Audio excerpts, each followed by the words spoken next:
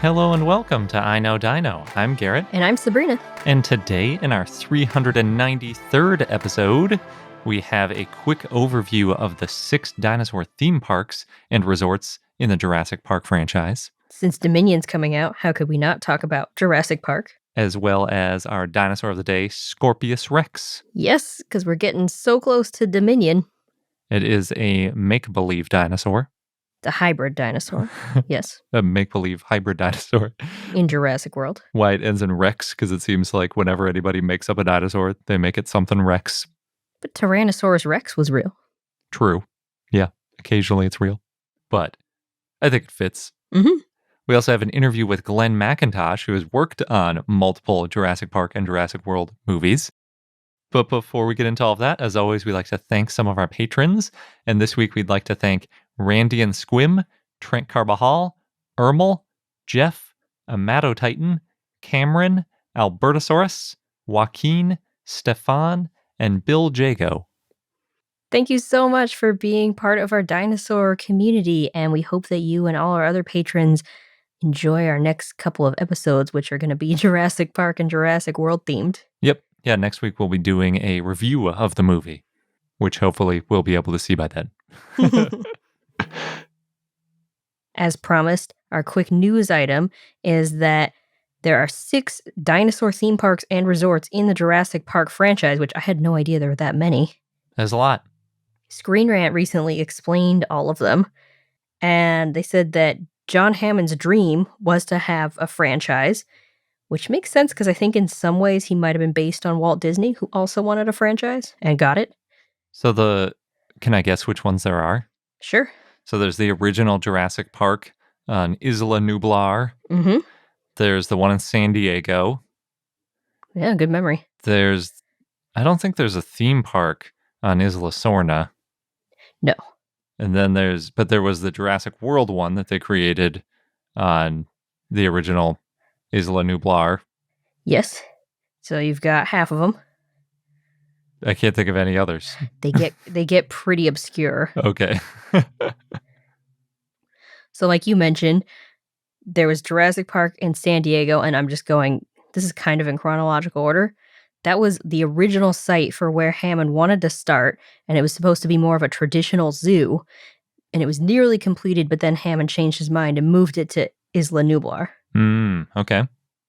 And we did get to see some of it and the amphitheater in the Lost World Jurassic Park, but it's unclear what happened to this site afterwards. Yeah. Then there's Jurassic Park, the main event. We all know what happened to there. Darn Nedry messing things up. Yeah, it was all Nedry's fault. Yeah. Everything would have been perfectly fine if it wasn't for him. Then the new ones, there's Jurassic Park Europe and Jurassic Park Japan that were meant to be sister parks, like how there are sister parks to Disneyland. And when is that ever mentioned? It is... Well, the plan was to start construction once the original Jurassic Park opened, and if it was a success, it was meant to be a success.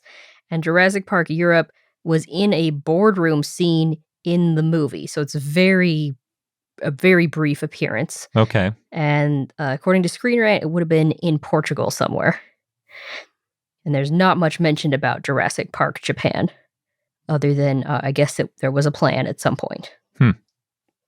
Then there's Jurassic Park Isla Aventura, where Hammond lamented in the movie he should have built his park in Florida.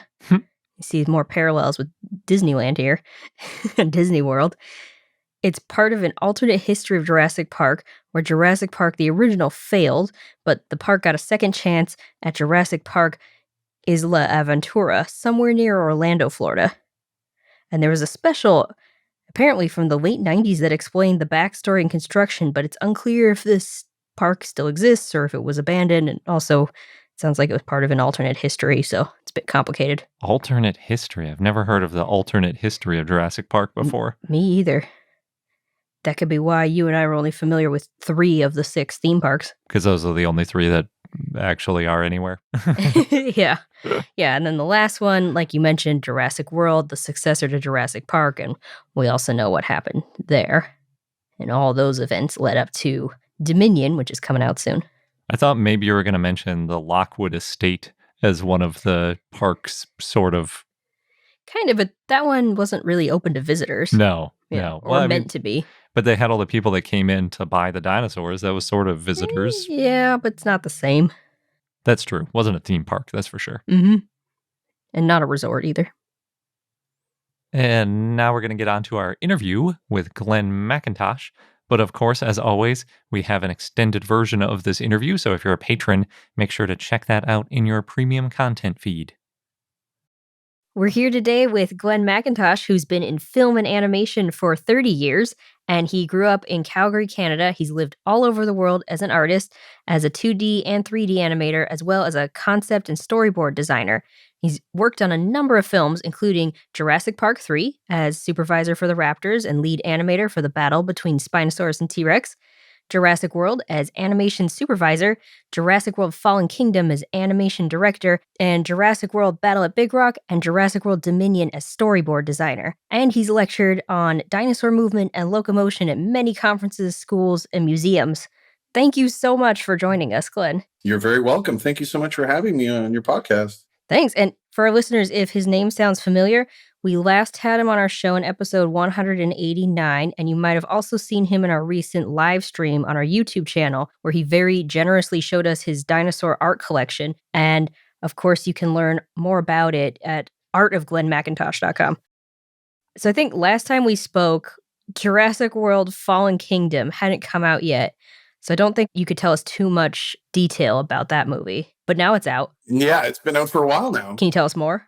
What would you like to know? Whereas Jurassic World was filmed in Hawaii and New Orleans, Jurassic World Fallen Kingdom was filmed at Pinewood Studios in just outside London. So it was an amazing experience to be in London in the summer of 2018. I guess it would have been summer of 2017. I was in London for a few months, being on set and working with the cast and crew. And then afterwards, working with the team in post-production to help create some specific sequences, specifically the Blue coming out and meeting Chris Pratt's character again, and then being tranquilized. And then, of course, the volcano, the destruction of the island, and the Dino Stampede. My team in Vancouver did that, which I thought they did a fantastic job. That was a really cool scene. Yeah, basically all the big dinosaur moments. And what was great was that from Jurassic World, and one of the tasks I gave the animators coming onto the show in Jurassic World was to go on to YouTube and find a piece of footage of what a real animal did and match that movement with specific dinosaurs. And sometimes the scenes were only 2 seconds long, and sometimes they were, 20 seconds long.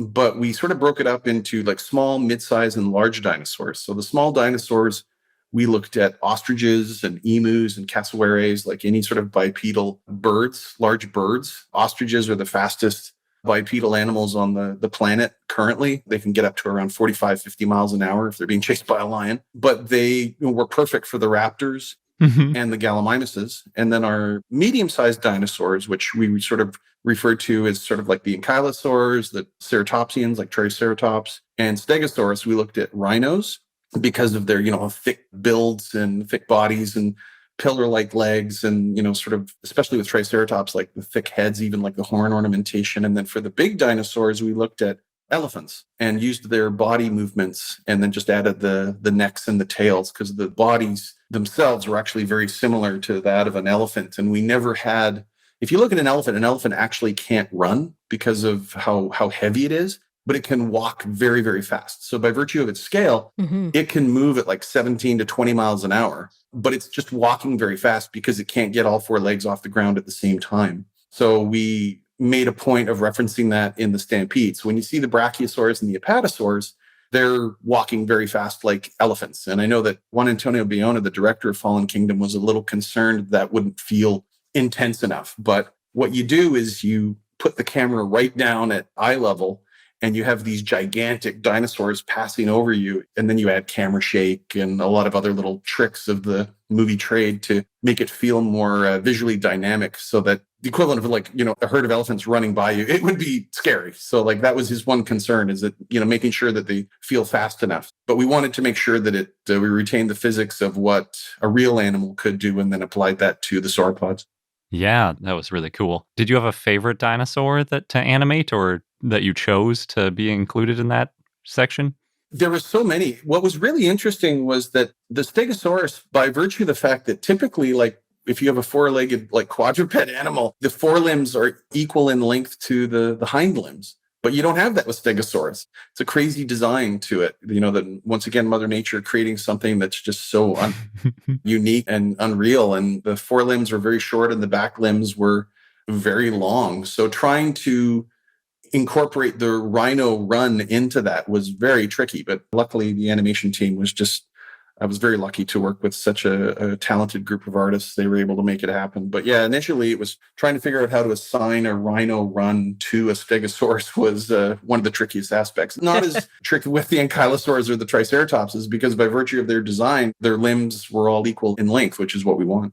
Yeah, that makes sense. I could see how, especially those types of animals where there isn't like a modern analog, like with the sauropod, it's kind of like an elephant, but with a way longer neck and a way longer tail. Yeah. But then you something like a stegosaurus. What am I even going to compare this? So that was also a rhino that you used for the stegosaurus, more or less? Yeah. And then what was fun was to be able to animate the plates on top of the Stegosaurus, and how much like shutter they would have in them, like where their attachment point would be. And then assuming that, the largest plates would be 3 or 4 feet long, and like how much would they jiggle, and implied like the weight that was being applied to them, sort of the impact tremors that would run up through the skin and the muscles.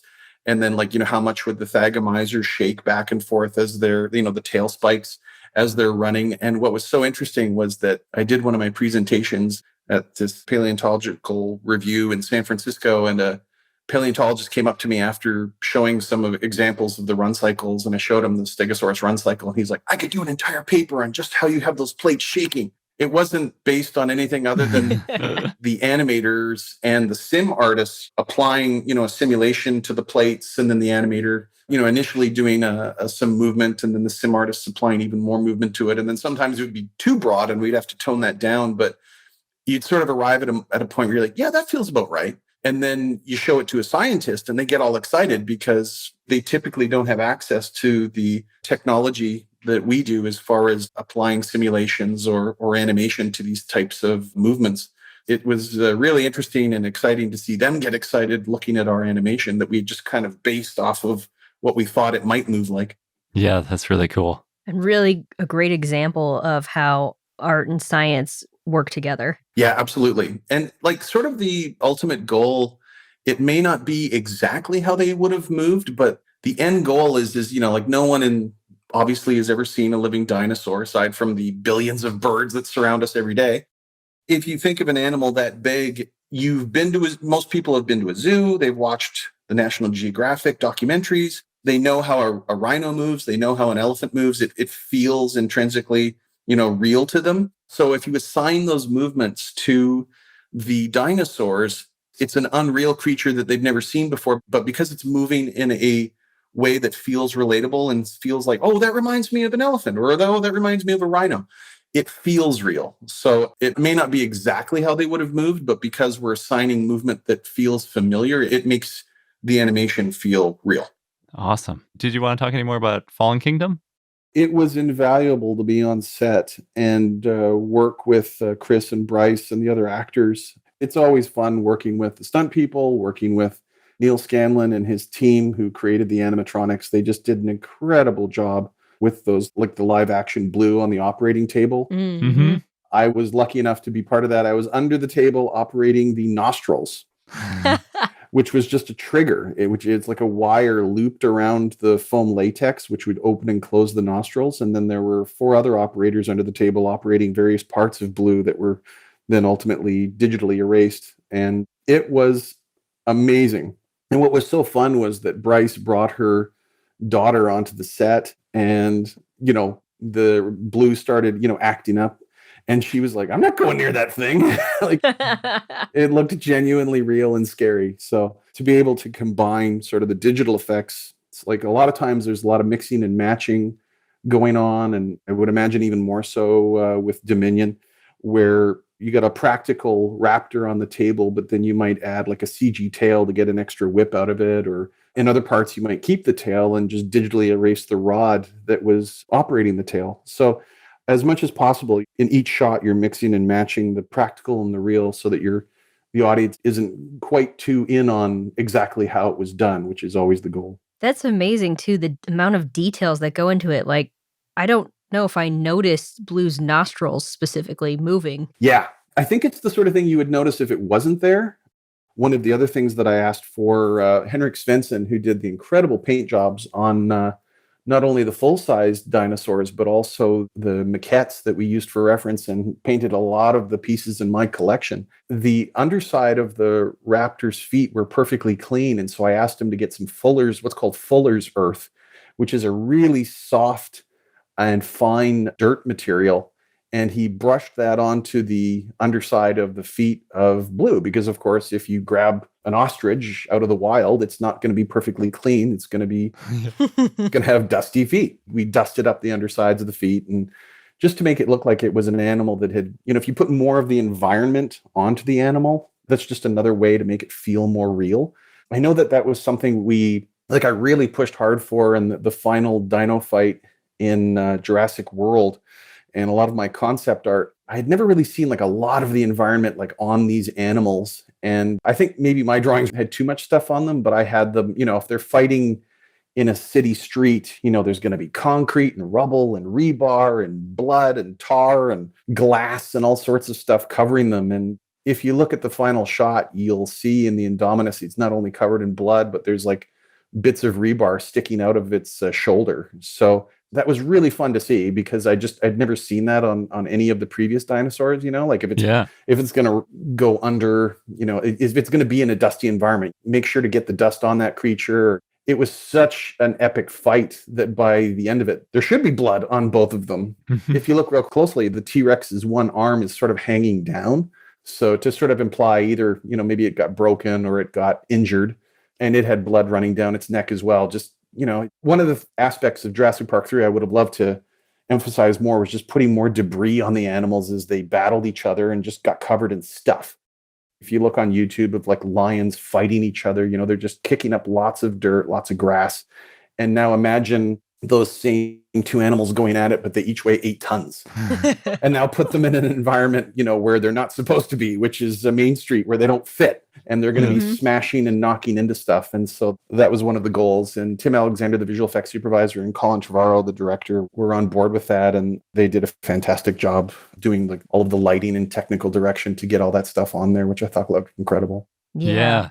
I guess that is a lot of what digital design for movies is, right? It's like making it look not too perfect, because CGI has a tendency to make things look pristine and unnatural in that way. Absolutely. Is there anything else you add besides like the environment and injuries that you thought were interesting? There's a lot of tricks that you do to place them in the environment, and a lot of things that are almost imperceptible to the viewer. But if you take them out, you notice if they're not there. And one thing I can think of is the scene where the T-Rex comes out and like stomps on one of the Spinosaur fossils to like arrive at Main Street and face off against the Indominus Rex.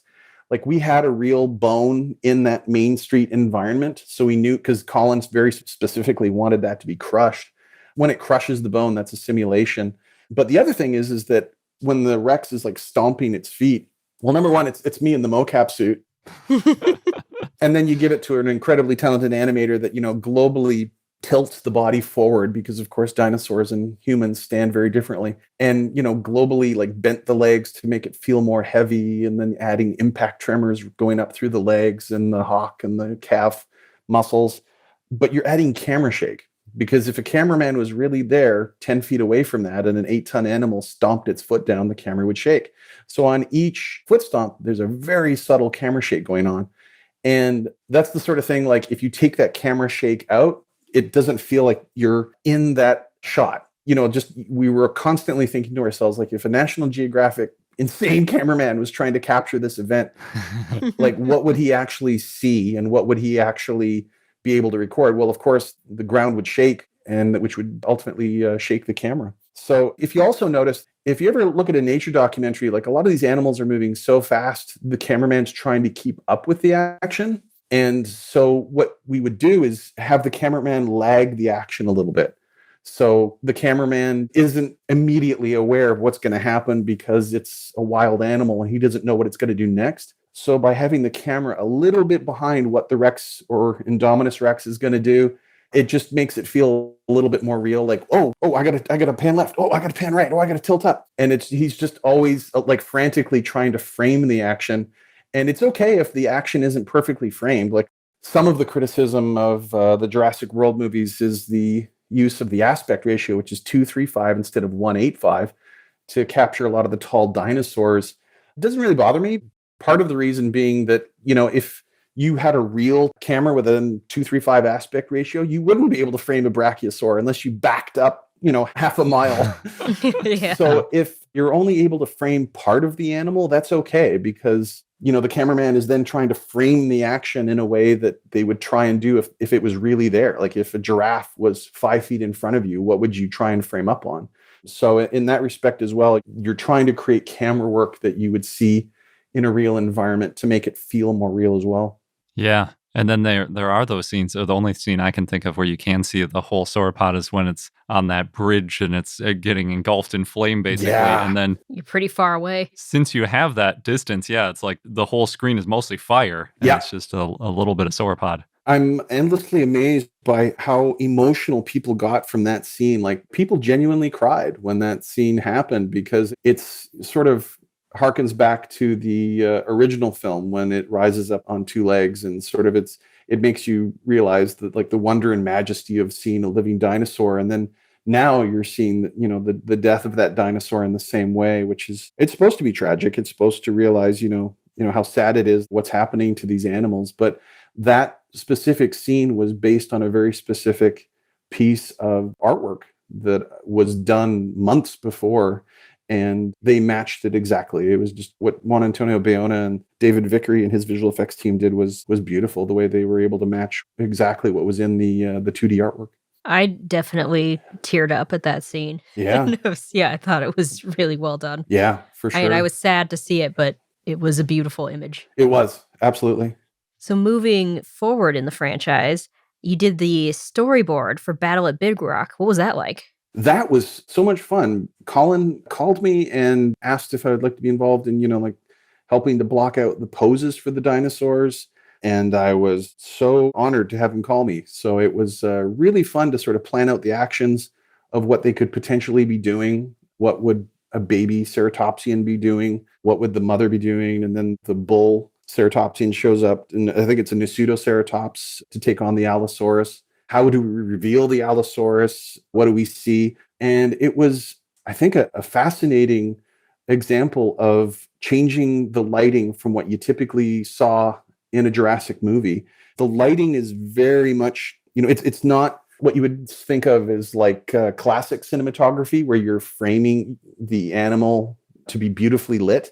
It was very much like, this is what a car headlight would illuminate. And the rest is in shadow, and just let it fall into shadow.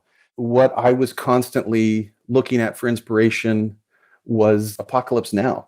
And there's a cinematographer by the name of Vittorio Storaro who he's incredible. He paints with light. And you'll see that when you watch Apocalypse Now. You'll see like soldiers silhouetted against explosions, the Dolung Bridge sequence. You'll see like paths of these shards of light that illuminate just certain pools to determine like the depth of a shot. And that was very much at play if you watch Battle at Big Rock. Sometimes the dinosaurs are completely silhouetted against like the campfire or the headlights. It was basically like, let's set up a campsite and put these RVs around it. And then imagine two gigantic dinosaurs fighting around it. Like, what would you actually see?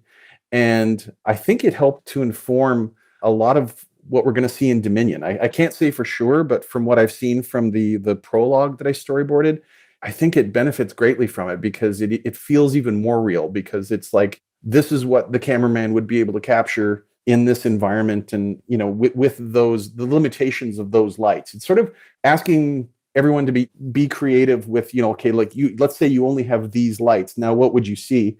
And then artistically directing it in a way where you're like, okay, well, let's silhouette the Allosaur's head as it snaps the baby. And how do we still make it dramatic and clear to the audience what's going on, but also not too presentational, if that makes sense? Yeah. Complicated choreography at that point when you're dealing with the fixed lights and everything. Yes, very, for sure. But I also think it adds another level of believability to the environment and to the animals themselves, because you're not showing them off in a way that I think probably people did, as CG got bigger and better and more prevalent.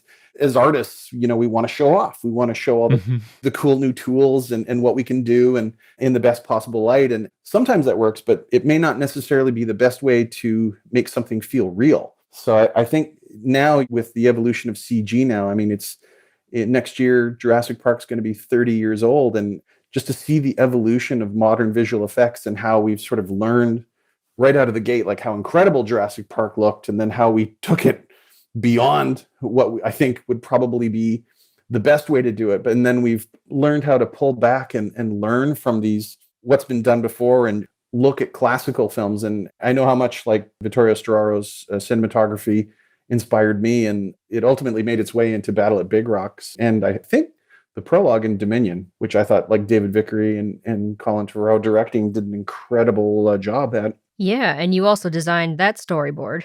Yes, that was so much fun because I got another call from Colin, and he was like, I've got a written page here of, the prologue, and just let's talk about it and, see what dinosaurs we'd like to put in there and what might we see. And I was inspired by, of course, Stanley Kubrick's opening to 2001: A Space Odyssey, which is just 17 minutes of like no music, nothing, no dialogue, no narration, just these hominids, trying to survive in their environment. And I knew 17 minutes of no music and no narration wouldn't fly.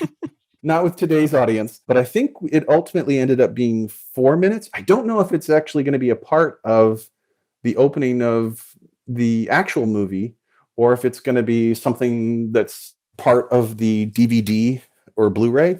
But it was so much fun to do because that's all the Earth was for the better part of 150 million years, was just absolute silence. No music, no car horns, no people shouting, just the sound of nature. And what would you hear? And so that's why when the sequence starts, you hear the animals before you see them. And it was fascinating because it was filmed on the island called Socotra, which is in the Indian Ocean. It's off the coast of Yemen. And the second unit photography was filmed by an Egyptian film crew. And why they picked Socotra is because there are these trees on Socotra that are called dragon blood trees. And if you cut them, like literally the sap is blood red.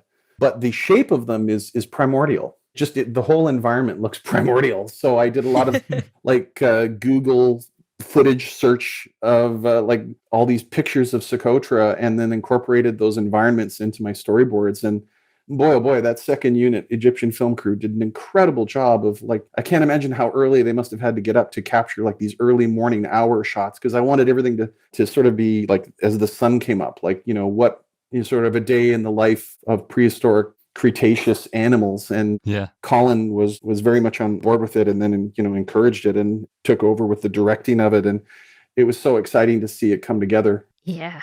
A lot of times, same thing, like aren't too presentational. Sometimes there's just a very gentle pan of the camera left to right, showing like the ceratopsian herd, like just going through the river and migrating onto another place. But those background plates are taken from the island of Socotra. So it's a really beautiful environment. Most paleontologists, nothing drives them more nuts than seeing grass with dinosaurs, because grass didn't show up until many millions of years after the dinosaurs were gone. So bonus points for inaccuracy if you have the dinosaurs eating the grass. Exactly, yeah.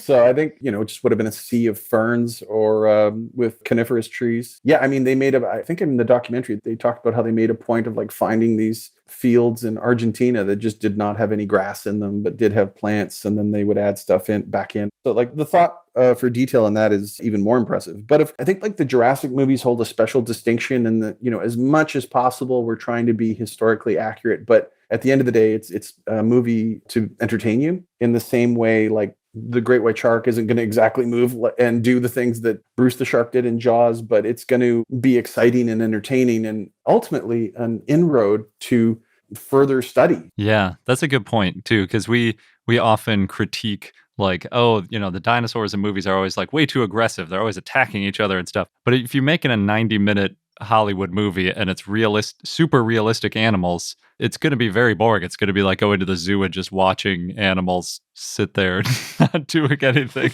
I remember I lived in Phoenix and I worked at Fox Animation, and I would go to the Phoenix Zoo and on the weekends to draw the animals, and invariably I would be lazy and I wouldn't get to the zoo until like 2 p.m. when it was 100 degrees. And every drawing in my sketchbook of the lions was them lying down.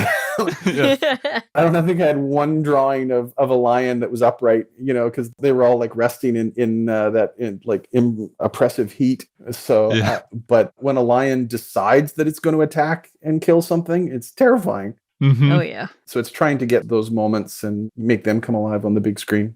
I'm just imagining an alternate version of the original Jurassic Park where they're in the car and they just don't see any of the animals because they're all just like laying down in the woods.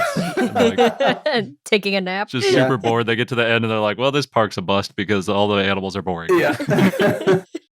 Yeah, we should talk a little bit about your artwork because you have a lot of it on your website, right? Yes, absolutely. Any of the artwork that I do, it's my own. So I'm trying to make sure not to do any designs that are in the Jurassic Park style. I think there's a typical, like Jurassic Park T-Rex, for example, has a very specific style as far as like the angled brows to make it look a little bit more stern, and the width of the head and so forth. I even like they shaved back the pubic bone, which should be hanging a lot lower. They have that on the Raptors, but they don't have it on the Rex. I just think it probably visually was confusing or didn't look right. So they just got rid of it. But as much as possible, I have a skeleton collection where I'm looking at the bones and trying to understand the underlying structure of the animals and see what kind of poses they could and could not get into. So there's a feeling of volume to the drawings and a feeling that you could, like what's on the other side of the dinosaur when you're drawing it. A lot of that came from like studying under Don Bluth, who studied under the 9 Old Men. And it was invaluable to like learn from him as far as, like if a line comes up to a line that, defines the waist of a character or a scar or something, like, imagine that line running. Where would that line go over and beyond around that corner, what the viewer doesn't see? Don't have the line just come up and meet the line. Have the line curve around to give it a feeling of dimension. And as much as possible, I try and put that into my artwork as well. That's a really cool idea. Yeah, I definitely have never done that. So, well, and I didn't either. And it was the sort of thing that, you've been to art school at university, and then I had been to Sheridan College and studying classical animation. And then, you work with one of the best animators who's ever lived. And he's just like, oh, here's a little thing I learned from Milt Kahl. And you're like, okay. Who's like, I was considered Milt Kahl like the best draftsman who ever lived. So it's like, yeah, I'll listen to that advice. Do you have any advice for people who might be beginning their career in animation or looking to break into the industry? To break into the industry, there's a company that my friend started, Sean Kelly, along with Carlos Baena and Bobby Kelly. I think they started a company called animationmentor.com. And I did a bunch of lectures in the lecture series for Animation Mentor. And, I was happy to help them out and help start them out. And what was amazing was just seeing this like small company like turn into this burgeoning school of like churning out incredible animators. One of the animators that I got to meet was this gentleman from Nigeria named Sidney Combo. And he came over to me at a film festival in Italy. And he's like, are you Glen McIntosh? And I said, yeah. And he said, like, I learned animation from you by animationmentor.com. And Sidney was the animation supervisor for the end battle of Avengers Endgame. Oh, wow. Which was absolutely stunning, And now he's at Weta supervising a bunch of other Marvel projects. And so to be able to, help and inspire all of the incredible artists that are coming up was very rewarding. Yeah. Like when I went to Sheridan, and Sheridan is still an amazing school that teaches, the the art of filmmaking and the art of animation, and they teach CG animation now. The animation mentor is a little bit more animation specific in the sense that you got a comprehensive study of all of film at Sheridan, meaning you studied editing, you studied sound breakdown, layout, storyboarding, film theory, film history, which was all incredibly valuable. And I had studied a lot of film history at the University of Calgary as well, which was invaluable. But I think as far as like, if you wanted to specialize in just character animation, animationmentor.com teaches you like whether you want to do something like broad and cartoony or subtle and realistic, if you want to do something that's like an animal, if you want to do something that's a human, if you want to do, all the different varieties of animation, like they have that, they have those models available to you to work with that school. So I think they've done a fantastic job in, creating so many artists that are now in the industry. So if anyone's interested in that, I would encourage them to go to that website. Awesome. That's super cool. I don't know how, I'm trying to think of when I did those lectures, but it would be me looking much younger and thinner. I think one of the talks I did was on storyboard composition, like how to lead the audience's eye, how to, build up the audience's expectations or subvert the audience's expectations to make them see something that ultimately does or doesn't happen. And then also I think I did a lecture on bird flight, like how like the figure eights that the tip of a bird's wing does, and yeah, it's complicated stuff like that. Yeah, but I think birds are some of the most fun characters to animate because they can do so many different things. Yeah. But also in that respect, like if you have a character like a dragon, it's really fun to animate because it's part reptile, part crocodile, part lizard, part bird, part bat. There's a lot of things that you can incorporate into the movements. And then how smart is it? Is it like Smaug? Can it talk? Or can it, how can it gesture like a human? There's all sorts of fun things you can put into those fantasy creatures, which is a lot of fun. I do love dragons. Yeah. Yeah. Me too. Well, going back to Dominion, are there any dinosaurs you're looking forward to seeing or any speculations that you would want to share or can share? Based on the extended trailer that I saw, I can't wait to see the feathered raptors just because I've always wanted to see that. And I think when they initially, reported that raptors had feathers, there was this reaction from a lot of dinosaur enthusiasts like, oh man, I don't want to think of dinosaurs as being just like big birds. But I think that's a fantastic opportunity to make them even scarier, because if you saw, something that was 12 feet long and, 6 feet tall and had just stunning, iridescent plumage like a peacock, and all of a sudden it starts running at you at 50 miles an hour with these 6 foot long sides that could, create a 180-degree slice in you that could rip you completely open. I mean, it's a Bengal tiger wouldn't last 3 seconds against a full-sized Utah raptor. And so I'm encouraged by one of the scenes I saw where it looked like a feathered raptor. I think they're calling it the Pyro Raptor. Yeah, I think so. And so that I'm really excited to see, because Colin and his team sort of like taking what we now know about dinosaurs and what we've learned in the 30 years since Jurassic Park and bringing it into the modern age and still making it cinematically dynamic and terrifying as well as beautiful. Yeah. I like a tiger is a beautiful animal, but it's also terrifying, like a cassowary, like with its like blue and red head it's a gorgeous bird, but they are deadly. If you've ever seen the close-up of the claws of a cassowary, their inside claw is almost like a raptor's. It's extended and could cut you right open. They're deadly birds. So, but I remember asking Jack Horner on set in New Orleans, I said, are there any birds existing on planet Earth today that have the raised raptor claw similar to what? And I didn't even finish my question, and Jack Horner just replied, red-legged Sariyama from South America. So if you look up a red-legged Sariyama, they are the birds that will grab a snake and absolutely claw it to death with their feet. Oh, man. Oh, my God. They are beautiful birds, but they're also vicious. Stay far away. Admire from a distance. Admire from a distance. I don't think they could hurt a human, but boy, if you were a snake, you'd be over in about 2 seconds. Yeah. I know you've got some exciting stuff in the works. Like right now you're working with the Royal Tyrrell Museum in Drumheller, Alberta to get your collection display there as an exhibit. Yes, yeah, absolutely. They were gracious and nice enough to call me and say, we'd love to display some of your artwork in conjunction with the release of Dominion. So I'm currently working on getting them the artwork that will sort of go along the hallway that leads to sort of the main hall between two of the areas of the Royal Tyrrell. And it's a great honor because I consider the Royal Tyrrell to be like one of the most comprehensive dinosaur museums in the world. And I've had the opportunity to lecture there a few times, and they've been so gracious with their time and with me. And so to be able to have my artwork presented there is a real honor. And also because I kind of grew up near there. I grew up in Calgary, Alberta, Canada, and Drumheller is maybe 100 miles away. Mm-hmm. And to think that, 65 million years ago in that exact area, there was an inland sea that bisected North America. And that's why you get so many amazing fossils like Tyrrell. That's like he found the first Albertosaurus skeleton in Horseshoe Canyon, which is maybe 20 or 30 miles from the Royal Tyrrell Museum. And that's why it's named after the province of Alberta. So it's sort of earlier cousin of the T-Rex. It's a little bit smaller.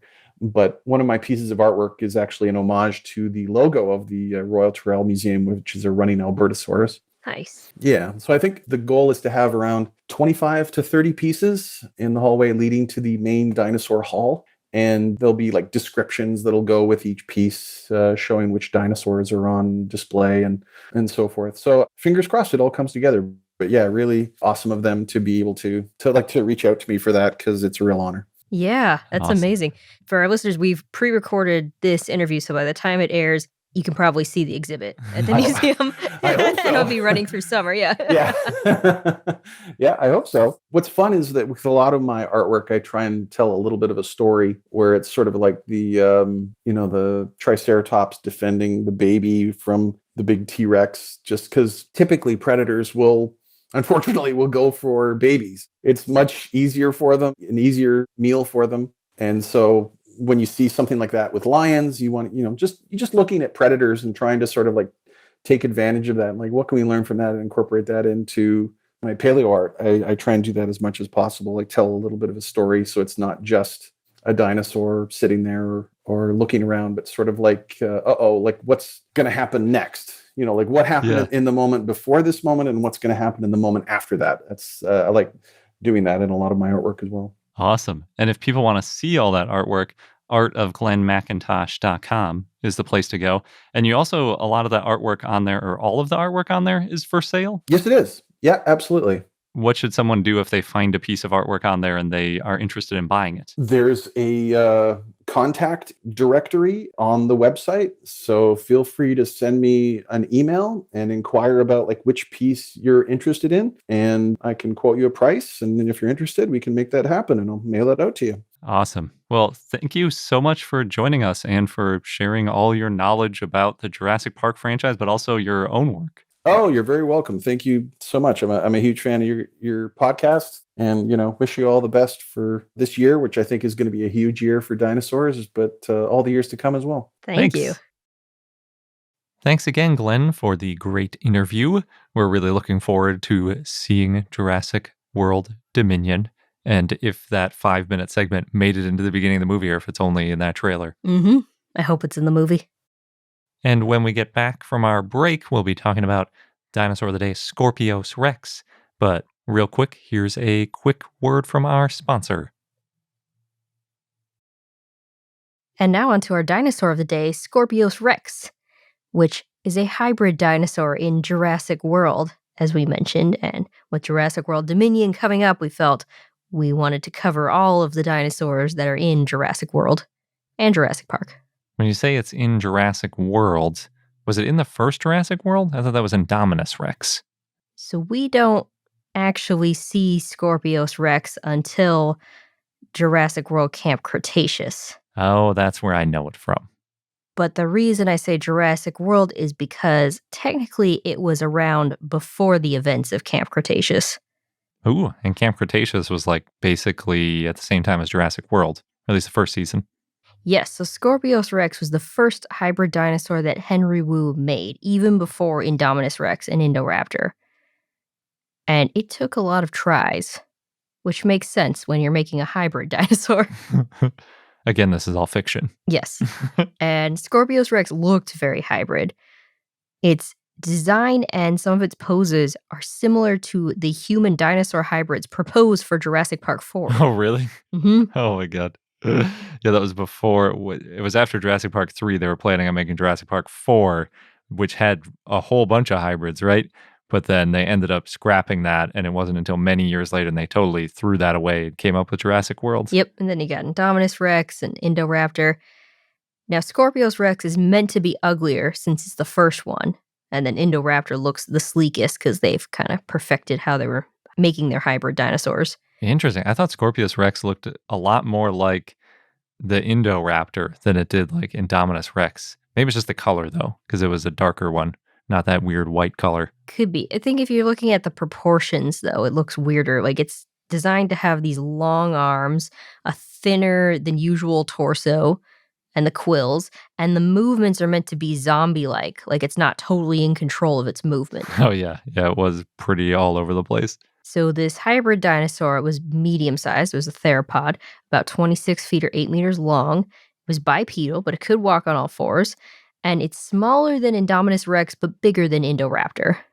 It had red eyes and slit pupils, as well as an overbite and jagged, uneven teeth. Yeah, it gives it more of a pseudo-Suchian or crocodilian-like look. And I guess that makes it more monstrous. Yeah. Or the underbite look. Its eyes were also high up on its face. It was dark gray or dirt brown in color. It had charcoal black scales, and it had short, powerful jaws and long, powerful arms, as well as flexible shoulder joints and quill-like spines on its head. And it had venomous spines on its elbow, neck, and tail. That comes from the scorpion fish DNA, and it could use those spines like a porcupine, where the spines get stuck in flesh. Yeah. Yeah, that really made me think it was more advanced and fancier. Yeah, they're just trying stuff out. But maybe they decided that was a bad adaptation to have the thing you're trying to like control be poisonous to you. It also had opposable thumbs and talons that could grasp, as well as a somewhat prehensile tail. It had infrared vision, as well as short spurs that grew out of the back of its heels. But poor Scorpius Rex, or maybe not so poor Scorpius Rex, it was considered to be too ugly to be seen by the public, which is why we don't see it until Jurassic World Camp Cretaceous. And its behavior ranged from calm to very aggressive and unpredictable. It had labored breathing, and it seems to always be in pain. Oh, geez, I didn't notice that. But that's why it's probably ruthless and violent. It was a fast runner. It could run faster than Gallimimus, and it's able to climb. And it attacked by slashing, kicking, pouncing, biting, screeching, and with its quills. Lots of different ways to attack, which is maybe not what you want in a theme park. Yeah, probably not. Scorpius Rex easily takes down a Ceratosaurus and kills other dinosaurs, including a Brachiosaurus. Oh, no. The name Scorpius Rex means scorpion king. It's named for the scorpion fish, which is bottom-dwelling venomous fish. But Scorpius Rex also had claws like Velociraptor and horns and scales like Carnotaurus. Yeah, and like really long arms. They always do that. They did the same thing with Indominus Rex and Indoraptor, where they had like, they have to have huge arms and claws, as well as big sharp teeth and everything. It's like all the things that are threatening. Yeah. You might also know Scorpius Rex by its other name, E750. There was a lot of speculation when Jurassic World Camp Cretaceous first came out and the season hadn't dropped with it yet. Like, what is this E750 going to look like? Yeah, they showed just like a frozen cryo chamber type looking thing with that alphanumeric on it. And it could survive for long periods of time in below freezing water, possibly because of its tree frog genes. Of course. The frog. It's always the frog DNA. Yeah. Ascorbius Rex matures in 4 months, so very quickly. And it attacks its own offspring. It's been described as a failed experiment. That's another thing that's tricky if you're trying to like raise a population for a zoo, if they're attacking all their own children. There are 2 individuals of Scorpius Rex. Only one, though, was created by Henry Wu, and it reproduced asexually. That's how it got the second individual, and that's apparently due to its frog DNA. So, again, the frog DNA. Now, of course, we know Scorpius Rex was held frozen in InGen's secret tunnels until it escaped in Jurassic World Camp Cretaceous. Wu was attacked once and then ordered to kill the Scorpius Rex. The staff saved him with the anti-venom that he made. But instead of killing Scorpius Rex, he put it in a cryonic stasis. And not many people knew of its existence. Then there was a power overload and damage to the electrical grid after the events of Jurassic World that eventually led to Scorpius Rex thawing out and escaping in Season 3 of Camp Cretaceous. This caused the other dinosaurs on the island to change their behaviors and become more aggressive. As Scorpius Rex attacks the kids, of course, in Camp Cretaceous, and only stops when it gets distracted by fire from a lightning strike. And it hurts the character Sammy with its quills, and Yasmina has to run to the lab to get the antidote. Scorpius Rex also tries to attack Bumpy, but the herd of Ankylosaurs defends her, and they have a thick enough armor that they're okay. Yeah, Ankylosaurs. And Scorpius Rex, of course, they also attack each other. And Blue ends up saving Darius and Ben from both Scorpius Rexes, and then the Scorpius Rexes are crushed and killed, presumably killed, when the visitor center collapses on top of them. The campers also destroy Wu's laptop, so Scorpius Rex shouldn't be able to be recreated. Unless it's backed up. Yeah. They got a zip disk. Yeah, you never know in Jurassic World what's going to happen. It's true. Now, Scorpius Rex, it's available as an action figure, and it can chomp and roar and attack with its tail and slash with its claws. And again, it is a fictitious dinosaur. Yes. I feel like I have to reiterate that. Right. A hybrid fictitious dinosaur in Jurassic World. And our fun fact of the day is that dinosaurs can disable tracking devices. Like we've seen in Jurassic World? Yes. Which disabling of tracking devices are you talking about? Think about the Indominus Rex, but she just took it out. Yes. That's the only one I could think of too, but I was wondering if you were thinking of a different one that I didn't remember. So, in real life, researchers in Australia recently launched a new project to track magpies. And as a quick aside, Australian magpies aren't closely related to European magpies. Like most birds, they are both passerines, aka songbirds. And European magpies are corvids, the group of birds that includes crows, ravens, and jays. They're well known as some of the most intelligent birds. And because European magpies are corvids, a lot of times people mistakenly think that Australian magpies are also corvids. And Australian magpies are very intelligent, so you can see why you might make that confusion. And it's weird that they're both called magpies. Mm-hmm. One group is in the corvid family and the other isn't. But Australian magpies are actually in a group called artemids, and they are another really cool group of birds. It includes butcher birds, which are those birds that impale prey on thorns or barbed wire. Ooh. It also includes currawongs, which look a lot like Australian magpies, but they're a little more black in coloration. They have less white on them. But sometimes they form long-term friendly relationships with humans rather than swooping at them and biting people like magpies do. That's nice. Yeah, they're like the nicer cousin of the magpie. That's how I look at them, at least. And then there's one last artemid, the wood swallows, which are these really cute little puffballs that like to cuddle up together in large groups on branches and things. And it's incredibly adorable. Oh, you started from the most intense ones to the cutest cuddly ones, I see. Well, wood swallows are so adorable. They might be my new favorite bird. They're so cute. So some populations of Australian magpies are threatened by chicks dying in heat waves and adults being killed by cats. Since magpies mostly forage on the ground, they're pretty susceptible to invasive species like cats coming after them. Cats kill a lot of birds. They really do. Yeah, keep cats indoors if you have cats. But researchers wanted to track magpies to learn more about them and hopefully to help protect them. Unfortunately, existing trackers are pretty big because they're meant for tracking larger birds. There are a lot of endangered larger birds that we try to track Like we've got California condors, there's albatross, there's all these big birds. And so there's more room for a larger tracker on them. And those birds also happen to be, in general, more solitary than magpies. So these researchers came up with a clever quote-unquote backpack to track the magpies. It actually sort of has a front pack and a backpack and then straps that go around the wings, basically. It looks like it would be relatively comfortable. It doesn't disrupt any of their neck or arm or leg movements at all.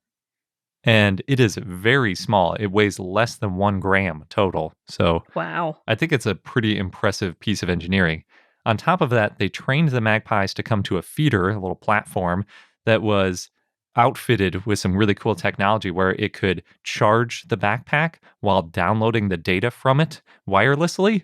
So all the bird knew was it was landing there and eating, and then it was getting all this information and recharging it, which you have to do because you can't put much of a battery in a 1 gram device.